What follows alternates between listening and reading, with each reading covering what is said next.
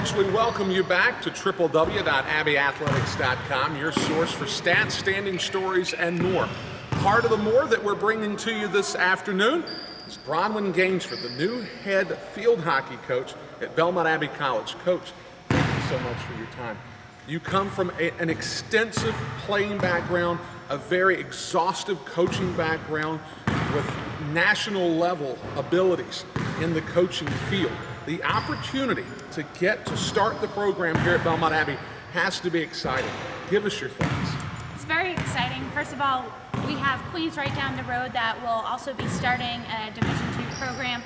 We have Limestone in our conference that did the exact same thing going on 7 years ago. We have Newberry down the road in South Carolina that started up a field hockey program. So it's just exciting to be a part of the growth in the South, especially in Division II.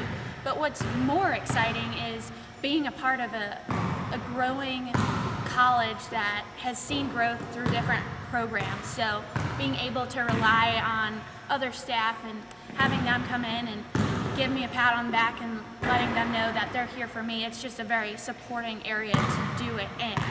And it couldn't be a more beautiful campus either. I mean, well, and it is, there's no question, it's a beautiful campus, and we're really glad that you're here. Now, field hockey in the South is something that's still in its growth phase. What I would ask you is this: for a novice, for someone that really hasn't been all that familiarized with field hockey, what are some of the things that if they came out and watched a match in the fall, what would they say? Wow, I didn't realize that this game was as much exciting, as much fun as it is. What are some of those things that, from your perspective, really will win the day when it comes to fans? There's a couple of really cool things about field hockey. So the first thing you'll notice with field hockey, it's played with a stick, and you can only use one side of the stick. So it makes it a really intricate sport as far as the skill needed to be successful. But then going one step further, how we actually play, we have self-start. So if there's a foul, you can immediately pass the ball to yourself and get moving. So it's a very high-paced sport. Okay. So if you like the high pace of basketball, this is going to be a sport that you like. The other cool thing is it's very similar to soccer. Okay. So we have the same number of athletes, same possessions even. So it's going to be easy to understand the tactical side of the game if you haven't been exposed to field hockey before.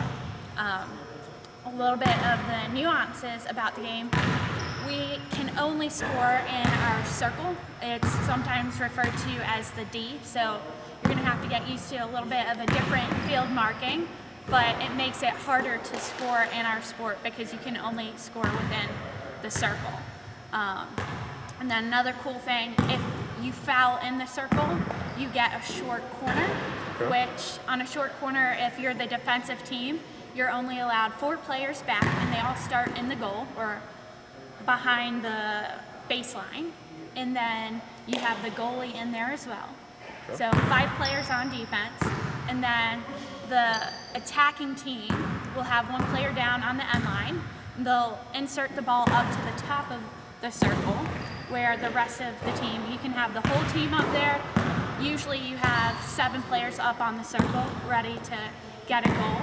And then the others will be situated in the backfield to make sure if the ball is outletted by the defensive team that there's still defense back. But short corners are probably one of the coolest parts of the game because it's one of the main ways that you're able to score. You should score 7v5. Certainly the numbers are in your favor. Now, you mentioned a goalkeeper just a moment ago. You actually had some of your greatest successes collegiately as a player in goal. You've got a great story as far as your playing career that ultimately led to your coaching and your work with the national level. Kind of give us an idea of what that was like for you. So, coming out of high school, I really wasn't top recruit. I wasn't even looking to play sports in college. It just happened that I went for academics to a preview day at Catawba College. Ended up seeing that they have field hockey there. Loved field hockey at the time, so sent the coach an email. It worked out in my favor. While I was there, picked up the position. I was actually a field player before I was a goalkeeper. During my sophomore year, the program was canceled. So for the spring year of my sophomore year in college, I took the semester off. I knew I wanted to continue my playing career, and so I started looking around for new colleges. Long story short, I ended up at Wake Forest, was able to get a lot of great goalkeeping coaching, and really learn more about the sport through the coaches I had at Wake Forest. And ultimately, it really led to my passion to where I am today. Love the sport, couldn't be more happy to be using everything that I've been given and all the opportunities and chances taken on me and giving back to the sport by growing it and seeing it promoted in the state of North Carolina. Well, certainly the passion that you had for field hockey took you to varying places throughout your playing and coaching career, and now you're here. The question that I would have for you is that any folks that are interested in playing collegiately field hockey, what are some of those things that you would express to them that would make it a worthwhile pursuit? And not only that, but would make it a worthwhile pursuit here at Belmont Abbey College? You know, the number one thing that playing in college, you have to have a passion for the sport. No matter what division you're at, if you don't have a passion for the sport, don't sign up to be a collegiate athlete. But if you have the passion, you have the desire to be on the court, be on the field, be there, take it. Try and find a spot that's for you. It's an opportunity where you can grow not only as an athlete, but more so as a person. That's where I've done the most growth myself. And even as a coach, I continue to grow into the person I am. And I think here at Belmont Abbey, I've been able to experience different colleges before I've gotten here.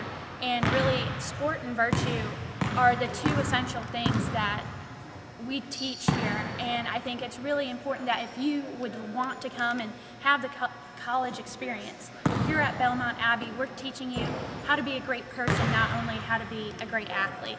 So the two are important. So if you want to have a full college experience where you're in the classroom, you're pushing yourself to the highest level, you're out volunteering, giving back to the community, not because it's something you should do, but it's because something you believe in, and you're volunteering and giving back with something that you're passionate about, yes, this is the place for you.